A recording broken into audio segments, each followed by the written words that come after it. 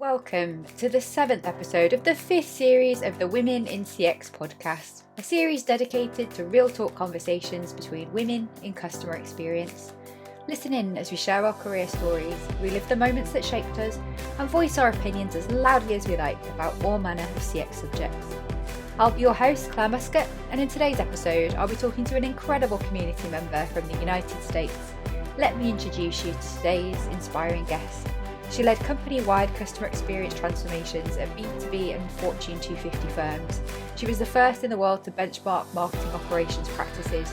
She's an author of 3 handbooks and is now the Chief Customer Officer at ClearAction Continuum.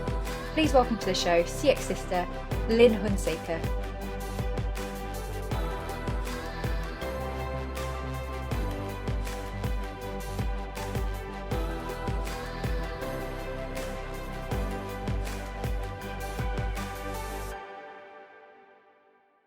Hi, Lynn. Hello, Claire. How are you doing? Oh, fantastic. It's a great new year. I'm so excited about all the things that stand before us as great opportunities. Yes, Happy New Year indeed. And where are you joining us from today? I'm in Phoenix, Arizona, which is nearby Los Angeles. California, amazing. Well, it's not California, is it? It's a different state, but my geography is terrible. Yeah. Well, let's just dive right in and say, just tell the listeners, how did you find your way into the Women in CX community, and how's it going? Well, I noticed the announcements from the very beginning during the early part of the pandemic, and I kept an eye on that. I had a lot of changes happening in my life during that time. And when I got settled late 2021, I decided, let me give a look at this. And so it's been impressive to see how supportive everybody is and how enthusiastic women in customer experience are. I've always known that the people in this field are so passionate, but it's great to see people really supporting each other so much. Yeah, and it's been wonderful to have your contribution. You've already done one webinar and you've got another one coming up. Yeah, I'm looking forward to interacting more with the members this year, as I've gotten things squared away. The aftermath of the whole 2020 fiasco has just been pretty long-ranging. Yeah. But I think we're looking at a brighter side in 2023. Yeah, let's hope so. I'm ready for some good stuff. Mm-hmm. But in the UK, it's kind of looking like it's going to be a really challenging year ahead economically. We've got energy crises, cost of living crisis. Kind of feels a bit pandemic-y again, albeit we can go out of our houses and do whatever we want. The pressure that customers and employees are feeling right now in terms of psychological safety and security is going to have that continued long-ranging impact. But I suppose at least we know that from our experience of the pandemic, how adaptable we can be as individuals, and sure, those businesses that really it's a mixed bag for sure. But one of the things that I really am hopeful about is helping CX and CS and EX people know how they can help influence a rebound and resilience and rising above all of that fray, because it's always challenging. There's always something. There's always a war somewhere. There's always pressure somewhere. It's very rare that you just have gangbusters economy and everything else. And even if you do, people are usually a little too exuberant and not really based on the customer and the employee. So I think that we always have the opportunity to stand up and do more to influence positivity in these times. Yeah, and critical, isn't it, at these times when customers and employees are experiencing challenges, to really understand their needs and respond to them even more than in the good times. And we saw, didn't we, from the pandemic, the companies that really made progress were the ones that did that really well. So yeah, I totally agree with you. It's an opportunity to influence, and we're definitely going to talk much more about influencing later on in our conversation. So I'm sure our listeners would love to know what your career journey looked like, and how did you end up where you are today? All right. Well, I loved marketing when I was in college. Well, it wasn't quite clear from the very beginning, but I soon realized that was my huge passion. And got a degree in that and went on to get my MBA and added to it finance and international business. I happened to be going to a school in Tennessee, which Vanderbilt University is close to where my mom grew up. And so I was interviewing with companies over there. I ended up in the strategic planning department of a Fortune 250 company called Sonoco. In that role, they had me interviewing people, our customers.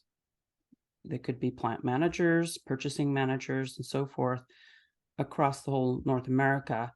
And so I went to face-to-face interviews and had plant tours and all of that. It was very educational. We used VoC in our strategic planning formula.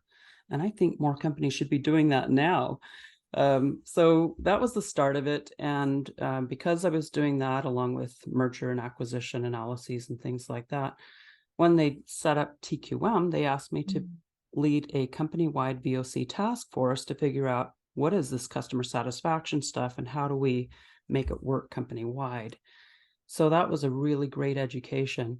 I went on from there to California in the semiconductor industry and was voice of the customer manager at a company that had a kind of a near-term crisis about a year before I started there. And what happened is the CEO of our largest customer stood up on one of those appreciation dinners and said, "Hey, I know we're buying a lot from you, and frankly, we would prefer buying from your competitors because you're really arrogant and hard to do business with. I just want to be transparent with you." So our executives were quite worried about that and how many other customers are feeling that way. So they decided, let's do a relationship survey worldwide. It was the first time they'd done that. And when they got the results, they hated it. The executives thought, how can this be true? These customers must be talking about something else. Why are they so negative? Or, I didn't know that they felt this way. And so the VP of customer sat, who was, had been newly appointed, held up the report and said, "You might not know it, but this is a mirror. This is how customers see us, and we've got to manage to it." So it was really fortunate for me, and it set the whole trajectory for my career and who I am now and what I do, that what they did that afternoon, they figured out what's going to work in our culture for people to not react that same way and to actually embrace and act upon those survey results in very meaningful ways to be less arrogant and easier to do business with in quick order. So that was my mission when I joined as VoC Manager. I ran around the whole world to do these kinds of workshops, readouts, and action planning. We had over 100 action plans going on at the same time, and a lot of synergy within those because you got people over in Taiwan and Scotland and different places, having similar things. So we had organizational cross-pollination, you could say. And that was a big part of what my role was. And when I got back, I was meeting with all the different functional areas to show them, here's what our customers are saying. How can we adapt our hiring, our recognition, our marketing, internal messaging, all kinds of things, policies. And so that's where I really come from, is how do you make customer centricity and customer experience improvement part of your non-customer facing groups' work and way of life. So I think it's a big difference from how most people have come into CX. Yeah, I do notice from you that kind of financial commercial acumen really comes through. So I think for anyone been in the trenches, done the job in highly commercial organizations, it really does stand you in good stead, doesn't it, to be able to see customer experience from not only the customer and employee side, which most of us do, but also the business and stakeholder side, and being able to figure out, how do we create value for everybody, including the business, rather than marching off on heroic missions that are purely customer or purely employee. And I think that's where quite a few people get unstuck. So thank you for sharing that story. I just had one question around that though. Were they male-dominated industries then? They typically... Well, it was especially more male-dominated in the early 90s when I was starting out. And, you had to figure it out. For example, you dress the part to not stand out or not to be a distraction. So I find that has kind of gone by the wayside over the years as women have been more accepted, but they're kind of getting in their own way in some ways. We're very conscientious about our tone of voice and how we phrase things. And, I did a lot of self-help stuff, as well as got some coaching to propel my, influence and career trajectory. Within 4 years at that semiconductor company, I went from VoC Manager to head of corporate quality. So I have to thank my MBA and all of that stuff for helping me do that. And the fact that I lived in Holland for a year and a half also helped, because it showed me that I can speak up and be honest, be straightforward with people. And that was so important in a male-dominated environment. Yeah, no, absolutely. And I think the times have changed, but there's still awful lot of bias out there. And I know, speaking to women in the community who are working particularly like tech and software, which are still very male dominated, there's still a lot of work to be done to be able to show up as ourselves, however we choose to show up, and not have to modify or code switch as I know the further away you are from being exactly what that white middle-aged male executive looks like, the harder it is. But yeah, I think we're in a good place with our community to be championing and supporting one another, to be able to show up and speak up. I think that was the word you used. Use your voice and confidently articulate ourselves without fear of having to dumb things down or act in a certain way that's more acceptable or more easy to tolerate and not too much. And I know I hear a lot of women talking about how difficult that still is today. So thinking about that amazing career journey, there must have been some pretty big barriers or challenges you've had to overcome along the way. Can you think of like one big one that might be helpful to share with the audience that helps shape you become the woman you are today? Well, I think it stems from what we were just talking about, because when I was growing up, I was quite shy, even when my grandparents would visit. I was so excited, but I couldn't look them in the eye. I would just, hi, Grandpa, and my grandpa just loved to tell the story about that when I was 5 years old. Over the years, he never tired of it. But I was shy, and I had a hard time allowing myself to speak up when I was first in the semiconductor company. But I noticed the people around me were speaking up, and they were getting props. They were getting attention, they were getting assignments, and I noticed that if you weren't, right? It's kind of like the squeaky wheel gets the grease. Also, we had layoffs quite often in the semiconductor industry, almost every other year. Wow. And when the first one happened, I thought, oh my gosh, I've got to get a network so that if something happens to me, I have something to fall back on. So I joined the American Marketing Association, and I decided I wanted to be a volunteer on a committee. And that way I'd have a badge at the events that says, I'm somebody. And I wouldn't be as nervous when people would say, what do you do, or who are you? It was more like I had the permission now to be the hostess and say, well, tell me about yourself. And that really changed everything. I gave myself permission to speak up and to trust myself, even though I am an introvert. I tend to think through my sentences. Even like right now, I'm thinking through, and I can't help it. Just, it's in the background. So I think that was really the main difference. And I've been speaking my mind ever since. I hope people appreciate me speaking my mind. And I try to welcome always feedback, because also my personality sometimes gives the impression that when I say something, that's, my way or the highway. But I try really hard to always welcome feedback and ask for it. Yeah, and I know a lot of women in the community talk about this, like your level of introversion and extroversion, and trying to find like the way the ways to feel comfortable, particularly like groups scenarios, and how difficult it can be to be the hostess when you're naturally introverted. So I have a lot of respect that you managed to overcome your shyness, but also find that confidence. You're still involved in the American Marketing Association now, aren't you?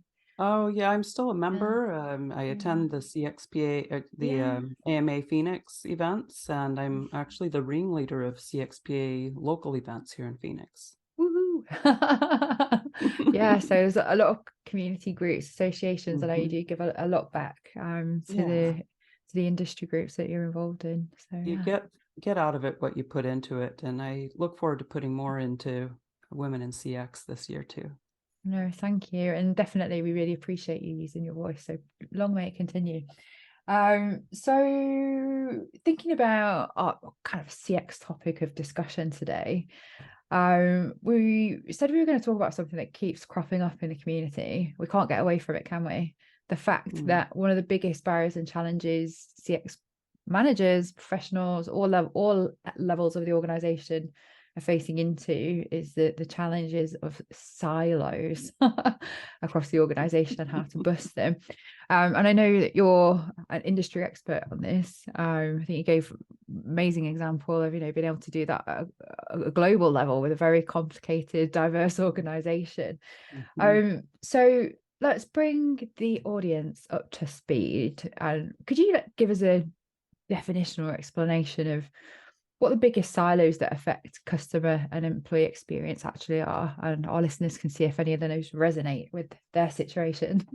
Well, silos usually are at the heart of whatever people are complaining about around the water cooler, so to speak, or, they get together with their colleagues and they say such and such is so screwed up, right? So a silo is anything that should be connected that isn't.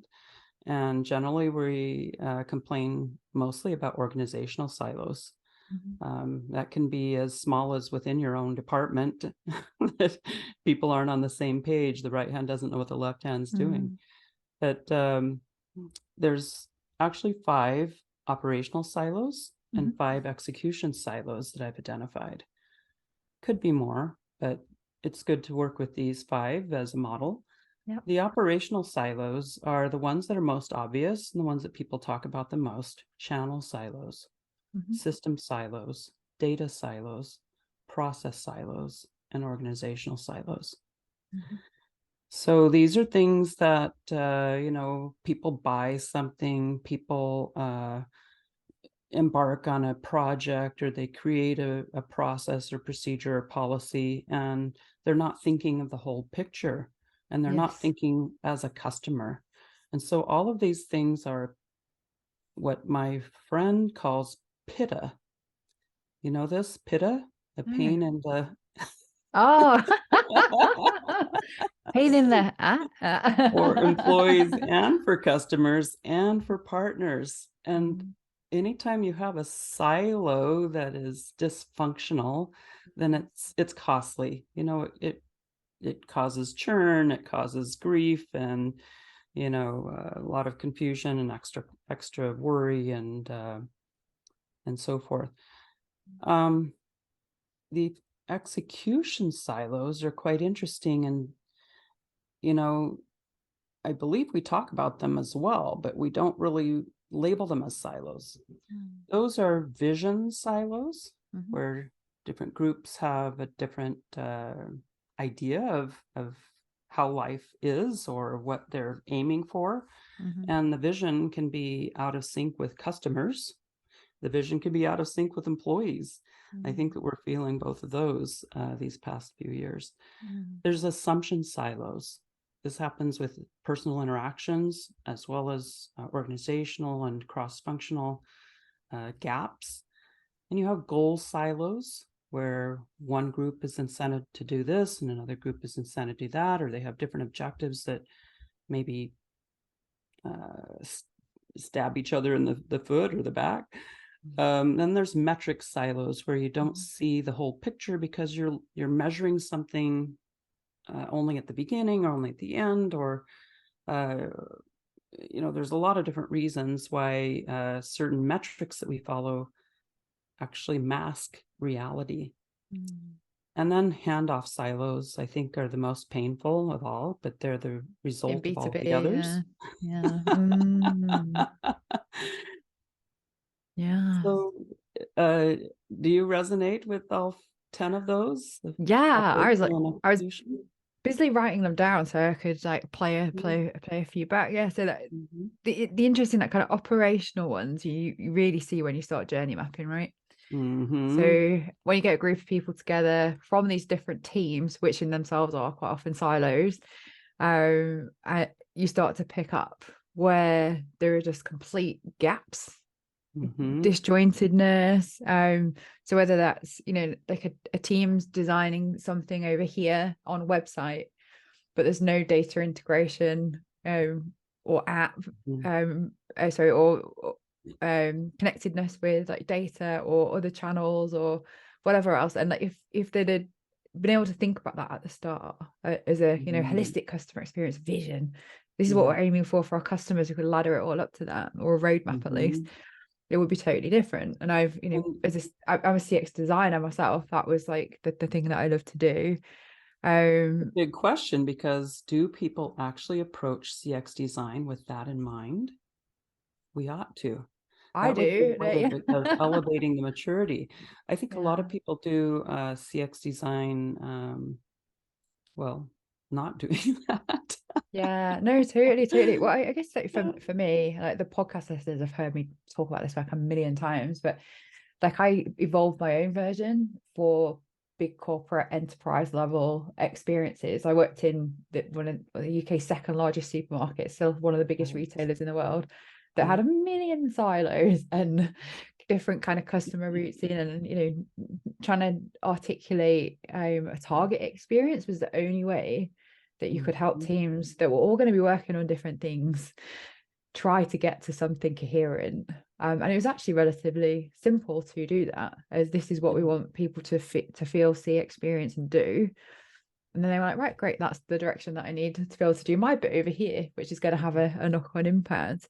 And the executional aspects as well, kind of thinking back to left hand not knowing what right hand's doing, or the handoffs, even bringing people together and doing some of these like initial discovery journey mapping sessions, having one guy from one team and one woman from another team going, oh, that thing that happens to customers, that pain point, could be so easily solved if we just do this together as a process.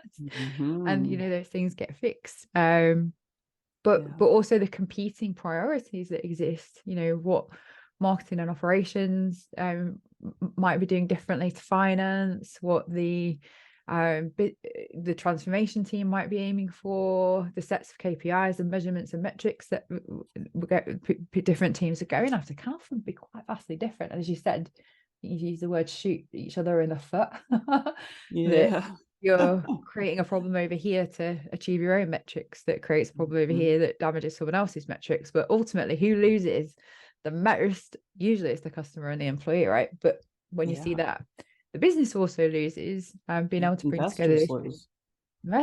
Yeah, exactly. Nobody wins. So yeah, totally resonates with me. And I just really like the way that you simplified that into 2 categories of operational execution and the 5 points under each.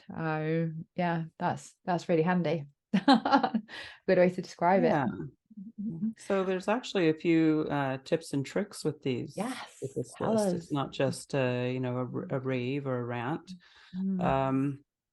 Those 5 execution silos are at the heart of the 5 operational silos.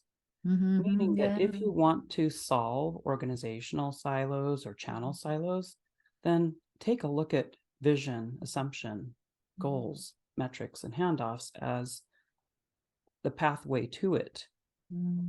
Okay. And that, I think, speaks to so much about our employee experience and mutual respect and conquering dysfunction, rising above the fray, serving the greater good, all of that we should be doing as mature adults, for heaven's sakes. But it's easier said than done. And what I think CX people can do is quite a lot to influence silos, way more than we think at face value. What we can do to influence these silos is collect insights from employees, from customers, and from partners in ways that help people to see what the hell is going on, okay, from a holistic viewpoint, and help them to see what they can do, no matter what their role is.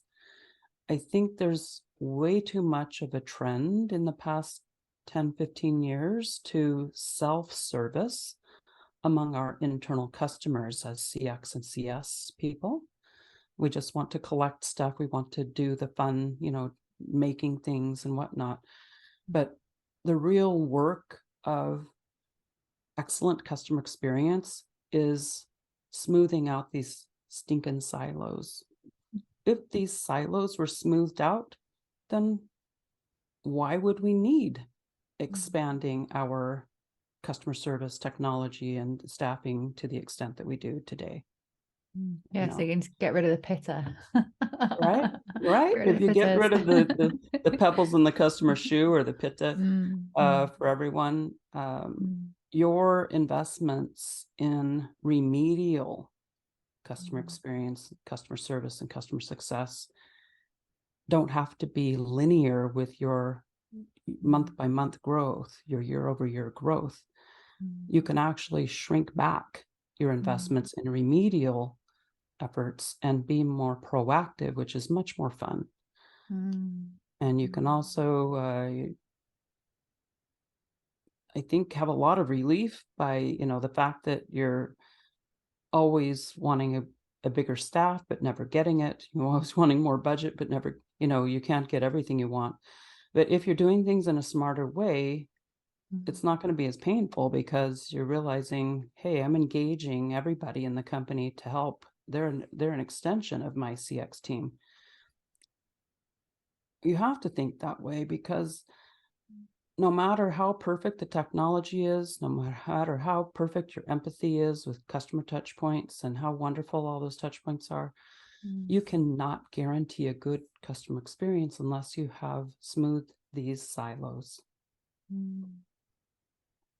Yeah, no, I totally agree. And when I was working on the business side for those many, many years, it took me a long time to learn that. And I think I see a lot of frustrated CX professionals who made probably the same mistake I did, which was just to be focusing on one aspect. So what's the customer data, information, feedback telling us, but not, asking employees, why do these problems exist and what could we do about them, and what would need to change to get rid of the pitter.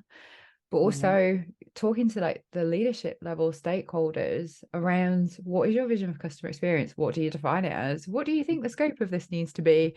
What keeps you up at night? What are your big strategic objectives? And these days I counsel women join the community that are getting stuck with influencing stakeholders to take the creative license to go and ask the right questions, and just bring back a picture of where there is conflict or dissonance between, well, marketing is thinking this is what we're trying to do, and operations is thinking this is the priority.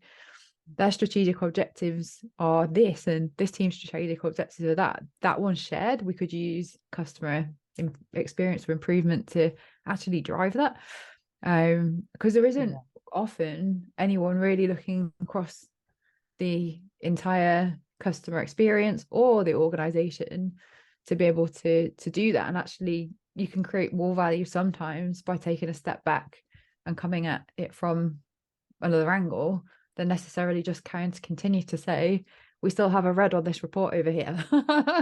We're still experiencing a downward trajectory. And yes, being able to find those win-win-wins, like what's going to make employees' lives easier, that means we solve customer problems before they happen. Removes the issue. Like you can, as you said, be able to make those economies in support and contact, and actually help the business achieve its objectives. No one's going to say no to that, but so often they're going to say no to an investment in something independent just because customers are struggling with it. So yeah, totally agree with you. Are there any other silo smoothing yes, tips? I have 4 universal tips. Oh yes. So all the time you're talking, the word that was coming to my mind is bingo. Is that like a buzzword, bingo? Bingo, you've got it on the nose, right? Oh. You've won the whole the suite. Right, we need to broaden people's perspectives, and we need to first of all, before these 4 things, think of our roles and encourage executives to position us in CX and CS as a facilitator of company-wide alignment to customer, employee, and partner expectations. And if they think, well, that's just too loosey-goosey, or where the heck are you getting that idea? Like, well, what does marketing do? They set a unique value proposition. They have a brand promise, and that sets the expectations for people joining the company of all types, employees, partners, and customers. HR does that too. So actually the whole C-suite plays a role in that. And I think they're always thinking about what does shareholders expect? What does the investment community expect? And so they're attuned to that. And we need to remind them it's not the shareholders that feed us, it's the customers that feed the shareholders. Right? It's the customers' revenue that allows us to have salaries and budgets and returns for our investors. And so we need to put the horse before the cart. And frankly, I would venture to say that 95% of organizations put the cart before the horse, and just what I said. So the first thing we can do as CX and CS people is to take the insights that we have and help people broaden their perspectives. So it's not just a score. It's not just something about touch points and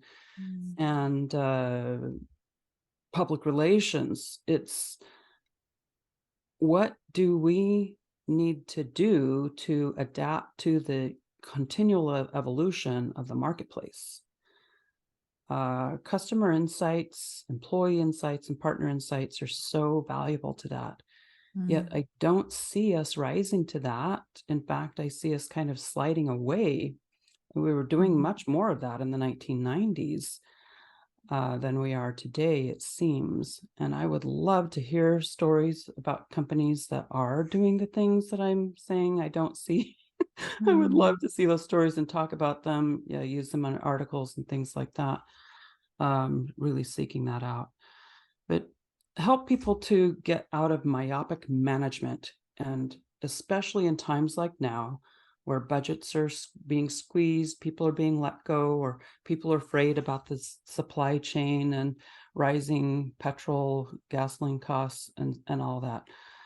We need to help people rally around our customers as the hand that feeds us and broaden their perspectives to not just what's on their plate, but the greater good, the hand that feeds you. Second, we need to expand people's motivations, and that's by showing them what's in it for me. Now, my team viewed our internal customers as important as our external customers in terms of what's going on with them, what's changing, what's holding them back, what are the things they're excited about, how do we tap into all of that. And so every 6 to 8 weeks, we would close the blinds in the conference room and pull out our analysis pages from the shared drive that we had at the time, and we'd look at the stakeholder analysis. Who are the laggards? Who are the early adopters, or who's on track, and what's at risk? And we did a number of these types of grids and things, and it really helped us to stay on top of it and to drive momentum and not let things stagnate or go off course.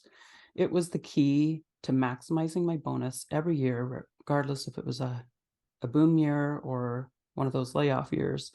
We stuck in there. We maintained our programs and our relevance and indispensability.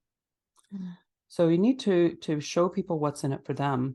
And I got in the habit of being bold at the end of any report or article or any poster, anything that we would say about CX. If you're in engineering, you might do this. If you're in HR, you might do that. Whoever the audience was, or just pick 2 or 3 to make a suggestion, and don't be scared. If they say, no way, that's the stupidest idea I ever heard, you ought to do it this way. Like, awesome, mission accomplished, right? You're great. Go ahead and do that. So that's really important. Now, the third step is nurturing collaboration. That means that you're trying to get people to work together. You're showing them the value of, whether you're using journey maps as a visual aid or any other thing. In fact, I think that there's, probably a dozen other ways that you can nurture collaboration besides journey maps. But I just like the workshop experiences to bring. I think, I think journey mapping is massively misused, but as a way to bring people together through a series of workshops to really be able to see from all those different perspectives, to broaden their own perspectives and expand their motivation around getting to be more customer focused. Sorry, I cut you off there. Carry on. No, that's right. So what we did, collaboration, I think was the most influential of all, was to set up self-reporting team recognition. And that means that you have a portal online that people can post. Here's a project that we're working on. It's a grassroots or it's official or whatever, didn't matter, but it had to be a team of 5 minimum or 8 minimum, can't remember. Year by year, we made modifications based on feedback. But what happens when you announce, here are certain categories that we're going to be giving recognition for, and here are the scoring criteria for those categories. And in fact, if you have a problem statement, you get a point, right? If you have a customer focused problem statement, like saying it in the customer's words, so how the customer would say it, then you get like 3 points. Okay. We showed all of these sequential things that help shape people's thinking and doing approach. Yeah. No, you shared this case study, didn't you, with the community? I remember you giving that example. And Amazon do something quite similar, don't they, in terms of their planning process, by building into like one very structured way of a brief. Like, if you're going to go and do a project, the way that you defend it includes, what problem are you solving for customers, and how focused is that? And if it doesn't meet the criteria that are set out as, this is the stuff that we want you to be doing, if to contribute value, it doesn't go any further. So I think you're right, that kind of systemic level of thinking about even the generation of activity that's going to cost time, effort, energy, money, whatever, being able to ensure that it is as easy as possible to get it right is a good point. But of course, like, not all initiatives are going to be customer facing, though, right? Like, not everything will. Well, if you get into it, you start to really drink this Kool-Aid, which I think is a healthy Kool-Aid. I was gonna say, but it's it's probably that the employee everything experience actually ties back. Pardon? I was going to say, but there's likely always going to be a human impact. So whether that's customer, partner, or employee, it's been able to use that same thinking to address where's the human element of this, right? That's right. When people did those action plans, those 100 action plans, part of my role in the workshops and afterward was making sure that they were framing it from the customer's view. What's the problem statement from the customer's view? So we were helping people in numerous ways to get into the habit of this. And what you really want to be doing ultimately is helping your C team and board of directors frame everything that they say and decide in terms of why is this benefiting our customers? How is this going to encourage them to buy more from us, to buy only from us, to say good things about us, to prefer us, whatever. When you look at all of the strategic pillars, when you look at all of the things that your C-suite does as policies and decisions, they really should be couching it in terms of, this is going to help our customers do X, or this is going to help us do what for X for customers, because that's really the whole secret behind getting more sales and having more profit. I hear you. So we've got broaden perspective, expand motivations, nurture collaboration. I think there's one more. Yeah. Did I miss one? Yeah, the fourth one is build in universality. So you can get into the habit yourself and set an example of every time that you're starting something, every time you give an assignment or get an assignment, think, who else cares? Who else needs to know or should know or has done something like this? Let's check in.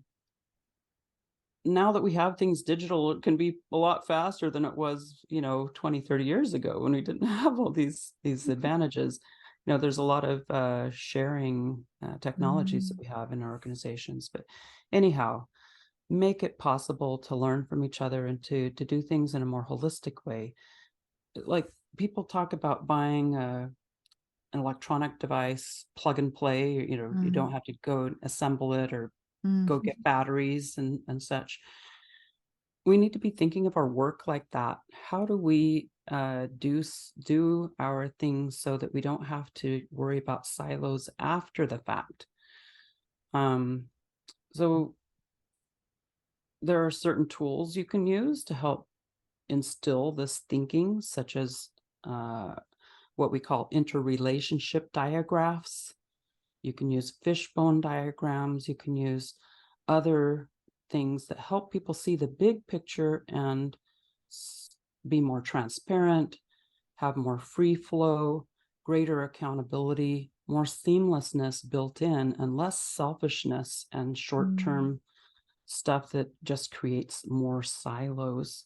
In fact, a lot of the things we do in CX management create more silos. Yeah. And so we need to be extra vigilant with ourselves to think through, how do I prevent yet another silo? Yeah, don't build any new ones. I was laughing when you were talking because it just made me think back to the organization that I mentioned earlier. It had 190,000 people working in it, so it was big. And quite often I'd run into, we've tried that before, or I think there's a team over there that's working on that, or I'm pretty sure there's a project somewhere that also had the same goal and didn't manage to do it. And I was like, but where is this all recorded, and where can I go and see what we learned from trying to do that in the past? Because if it's come back up again, like, what can we take from the past and not have to learn that over again?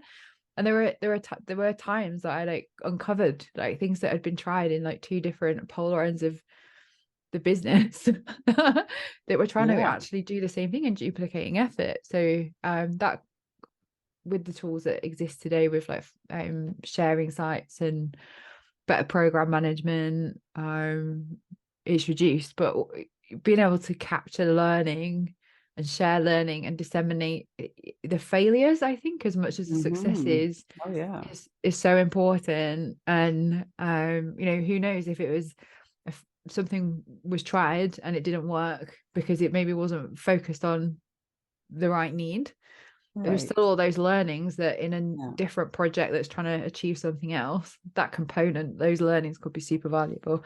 So yes, Don't don't throw build the baby out with the bathwater and your skepticism, right?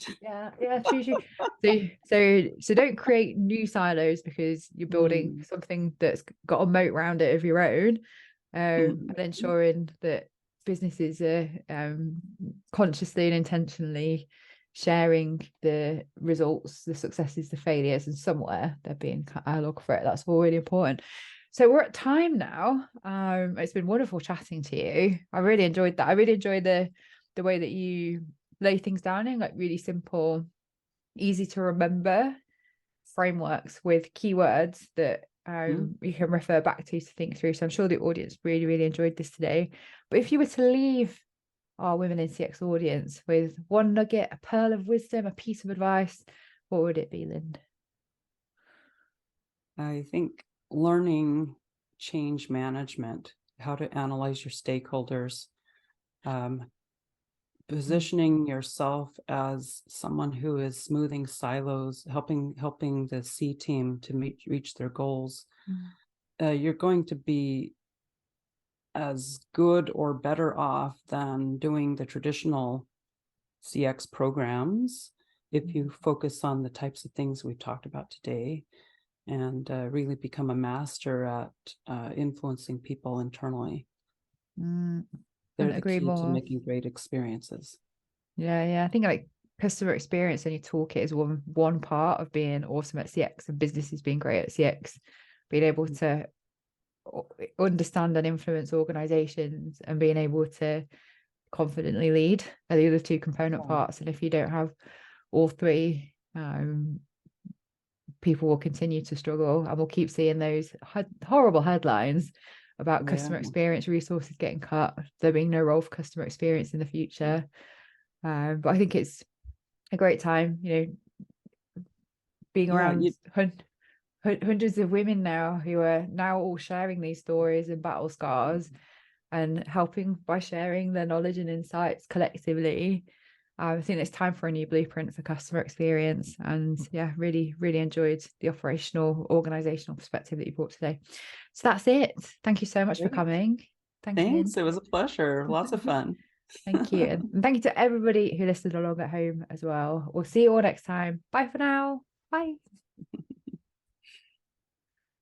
Thanks for listening to the Women in CX podcast with me, Clare Muscutt. If you enjoyed the show, please drop us a like, subscribe, and leave a review on whichever platform you're listening or watching on.